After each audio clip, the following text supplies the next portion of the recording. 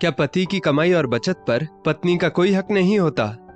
रेखा जी ने अपने बेटे को कसम दी थी कि बहू को अपनी जेब का हाल कभी मत बताना, लेकिन एक हादसे ने रोहित की आंखें खोल दी।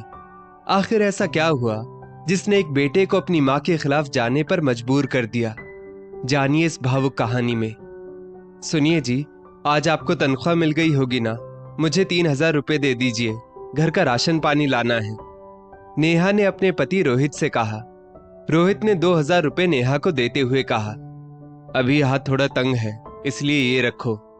नेहा बोली, अरे एक तो आपने अब तक ये भी नहीं बताया कि आपको सैलरी कितनी मिलती है, और अब पैसे भी पूरे नहीं दे रहे।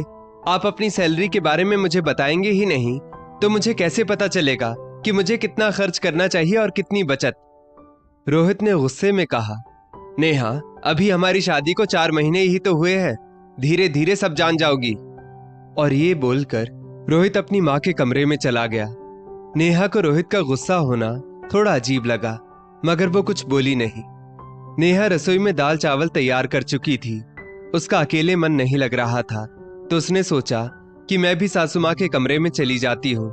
मगर दरवाजे पर जाकर उसके पांव ठिठक गए, क्योंकि उसकी सास रेखा जी रोहित से कह रही थी, पूछने दे नेहा को तेरी सैलरी बेटा, मगर तू अपनी जेब का हाल कभी बहू को मत बताना।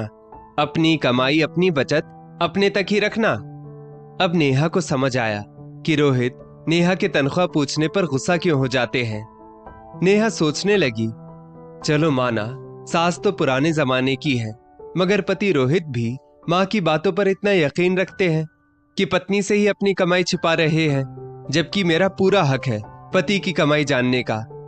नेहा ने कभी नहीं सोचा था कि उसका पति उसे कभी अपना नहीं मानेगा और उससे बातें भी छिपाएगा। नेहा की नजर में पति पत्नी का रिश्ता सिर्फ एक साथ रहने का नाम नहीं था, बल्कि पति पत्नी का रिश्ता तो ऐसा रिश्ता होना चाहिए जिसमें वे दोनों एक दूसरे के आंसुओं की नमी भी पढ़ ले, एक दूसरे का सुख दुख बांट ले, कोई विपदा आए तो दोनों उसका सामना कर ले। मगर वो नहीं जानती थी कि उसकी जिंदगी की डोर एक ऐसे व्यक्ति के साथ जोड़ दी गई है जो अपनी पत्नी को पत्नी का स्थान भी नहीं दे पा रहा था। नेहा ने यह हमेशा से महसूस किया था कि जब भी वो कुछ पूछती, रोहित कहता, हर बात जानना जरूरी नहीं होता, तुम्हें क्या करना है, हर बात खोद खोद कर क्यों पूछती हो? रोहित के ऐसे जवाबों से नेहा भले ही चुप हो जाती, मगर उसका मन हमेशा टूट सा जाता। रातों को बिस्तर पर उसे नींद भी नहीं आती और वो सोचती रहती, क्या मैं इनके हमसफर नहीं? क्यों ये मुझे खुद की कमाई, खुद की बचत, भविष्य की योजनाएं नहीं बताते? नेहा नहीं चाहती थी कि उसका पति रोज आकर उसे हिसाब दे। वो तो बस इतना चाहती थी कि उसका पति उसे भरोसे के लायक समझे, उसके पति को उससे कोई बात छिपाने की जरूरत महसूस ना हो। वो कितनी बार अपने आप को आईने में देखती और सोचती, क्या मुझ में कोई कमी है? माँ के घर में तो हर बात में उसकी सलाह ली जाती, हर फैसले में उसकी सोच भी पूछी जाती, मगर यहाँ उसका बोलना भी सबको चुभने जैसा प्रतीत होता है। वो जब भी कोई सलाह देती, पति रोहित कहता, तुम रहने दो, ये बातें तुम्हारी समझ के परे हैं, तुम चुपचाप बस घर के कामों में ध्यान दो। रोहित के इन शब्दों से वो फिर से टूट जाती। नेहा को अब इस रिश्ते में घुटन महसूस होती। उसका घर उसे घर नहीं, बल्कि 4 दीवारों से बनी काल कोठरी लगता, जहां उसे बस सबका हुक्म मानना है।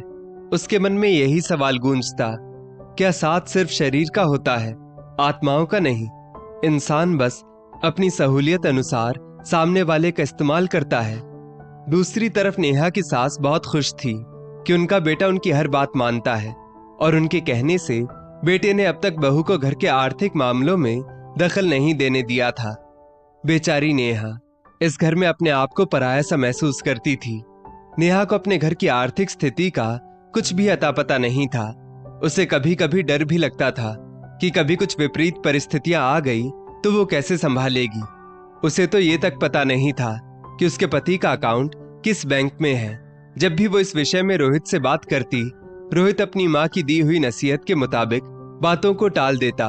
अब तो ये हालत थी कि नेहा ने इन सब विषयों में रोहित से बात करना ही छोड़ दिया था।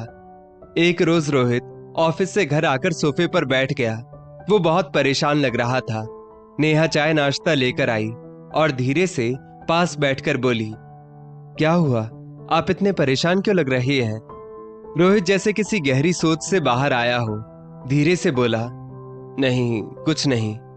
नेहा ने चाय हाथ में दी तो रोहित बोला, नहीं आज चाय पीने का मन नहीं है, और फिर सीधे बालकनी में चला गया। तभी रेखा जी हॉल में आकर बोली, बहू चाय तो पिला दो। नेहा ने चाय सास को देते हुए बोला, लीजिए आप चाय पीजिए, मैं उन्हें बालकनी से बुलाकर लाती हूँ। पर रेखा जी को चैन कहाँ था, वो भी बहू के पीछे बालकनी में चली गई और कान लगाकर पति पत्नी की बातें सुनने लगी। रोहित बोला, नेहा कुछ बातें जो मुझे तुम्हें पहले ही बता देनी चाहिए थी, वो सब मैं तुम्हें आज बताने वाला हूँ। मेरी कमाई कितनी है, मेरी बचत कितनी है, मैंने कहाँ कहाँ इन्वेस्टमेंट कर रखा है। ये सुनकर नेहा अचरज से रोहित को देखने लगी। उतने में रेखा जी बोली, रोहित पागल हो गया है क्या तू? मैंने तुझे क्या बोला था? क्या तू भूल गया? पत्नी को अपनी जेब का हाल कभी मत बताना।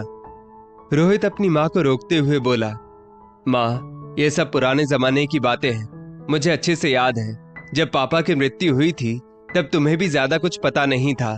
तुम कितना परेशान हुई थी, उस परेशानी को देखा है मैंने माँ।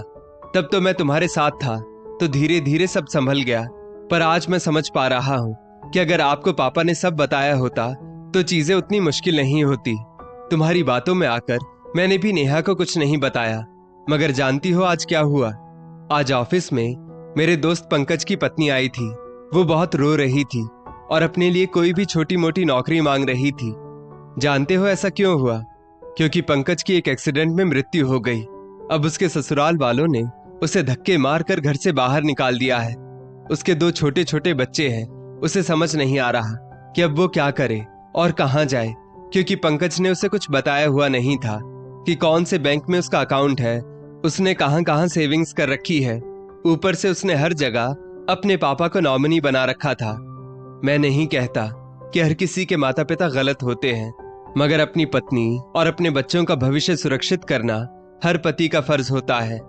इसलिए मैं आज अपनी पत्नी को सब कुछ बताना चाहता हूँ, ताकि कल के दिन कोई भी मुश्किल वक्त आ जाए तो वो सब संभाल सके। जरूरी नहीं कि मैं मर ही जाऊं, हो सकता है कि कल के दिन मेरा एक्सीडेंट हो जाए और मैं हॉस्पिटल में रहूं, तो फिर किसी को तो पता रहना चाहिए ना कि पैसे कहां से निकालने हैं, सेविंग्स कहां पड़ी है। रेखा जी बोली, क्या हो गया है तुझे? अपने बारे में ऐसी अशुभ बातें कौन करता है? रोहित बोला, माँ मैं कोई अशुभ बात नहीं कर रहा, मैं तो बस आपको समझाना चाहता हूँ कि हम इतनी मेहनत से पैसा कमाते हैं तो हमारा इंतजाम ऐसा रहना चाहिए कि हमारे बाद इन पैसों का हमारा परिवार अच्छे से इस्तेमाल कर पाए। कुछ एफडी मैंने ऐसी कर रखी है जिनमें नॉमिनी तुम हो, कुछ एफडी अब ऐसी करना चाहता हूँ जिसकी नॉमिनी नेहा होगी, ताकि किसी के साथ नाइंसाफी नहीं हो। रेखा जी बोली, तो तुझे क्या लगता है मैं बहू से बुरा व्यवहार करूंगी?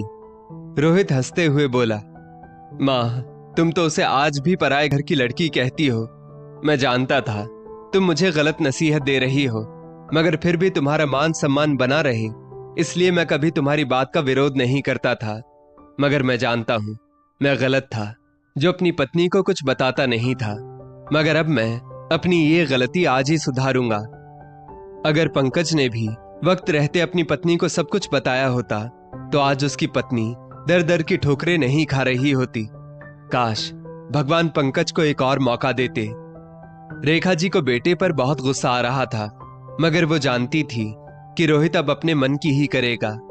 इधर रोहित जब सब कुछ नेहा को समझाने लगा तो नेहा को ऐसा लगा मानो आज उन दोनों के बीच की अदृश्य दीवार हट गई हो। आज नेहा अपनेपन से भीग चुकी थी। दोस्तों, पंकज की पत्नी के साथ जो हुआ वो किसी के साथ भी हो सकता है। रोहित ने तो समय रहते अपनी गलती सुधार ली और पत्नी को अपना सच्चा साथी मान लिया। आपको क्या लगता है, क्या पति को अपनी सारी जमा पूंजी और नॉमिनी के बारे में पत्नी को बताना चाहिए? अपनी राय कमेंट में हाँ या ना लिखकर जरूर बताएं और इस कहानी को शेयर करें ताकि और भी परिवार जागरूक हो सके। और ऐसी ही और भी बेहतरीन वीडियोस के लिए हमारा पेज जरूर फॉलो करें। धन्यवाद।